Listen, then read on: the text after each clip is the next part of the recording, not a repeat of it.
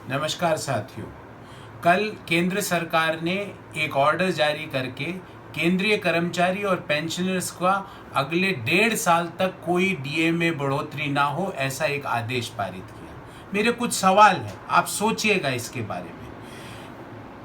मध्यम आय वर्गीयों का अगर डीए कम हो जाता है, सरकार कहती है भाई वैश्विक आपदा, हम कुछ नहीं कर सकते। हम लोगों के पीपीएफ का ब्याज, पेंशनर्स के पीपीएफ का ब्याज कम हो जाता है, सरकार कहती है वैश्विक आपदा है। किसानों की रबी की फसल सरकार एमएसपी पे नहीं खरीद पाती, कहती है वैश्विक आपदा है।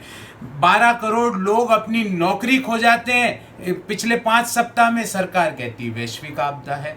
11 करोड़ लोगों के पास राशन कार्ड नहीं होने की वजह से उनके थाली में अन्न नहीं पहुंच रहा, सरकार कहती है वैश्विक आपदा है। आज तक 400 व्यक्ति प्रति 10 लाख की टेस्टिंग हो रही है, सरकार कहती है वैश्विक आपदा है। जब हम पूछते हैं अच्छा साहब वैश्विक आपदा है, तो अमेरिका और दूसरे देश तो अपनी जीडीपी का 5 से 15% तक इस महामारी को रोकने के लिए, इस महामारी से उपजे संकट पे खर्च कर रहे हैं। आप इतना अभी तक 0.85% ही क्यों खर्च किया जीडीपी का? कोई जवाब नहीं। अब आप मुझे बताइए साथियों, अगर मैं गलत हूं तो अपनी राय दीजिए। क्या भारत को अभी बुलेट ट्रेन की ज्यादा जरूरत है कि बुलेट की तरह तेज गति से जांच बढ़ाने की ज्यादा जरूरत है? क्या भारत को बुलेट ट्रेन की ज्यादा जरूरत है कि बुलेट की तरह तेजी से आइसोलेशन वार्ड बढ़ाने की जरूरत है? क्या भारत को बुलेट ट्रेन की ज्यादा जरूरत है कि बुलेट की तरह तेजी से वेंटिलेटर्स देश में निर्माण करने की ज्यादा जरूरत है? आप मुझे बताइए।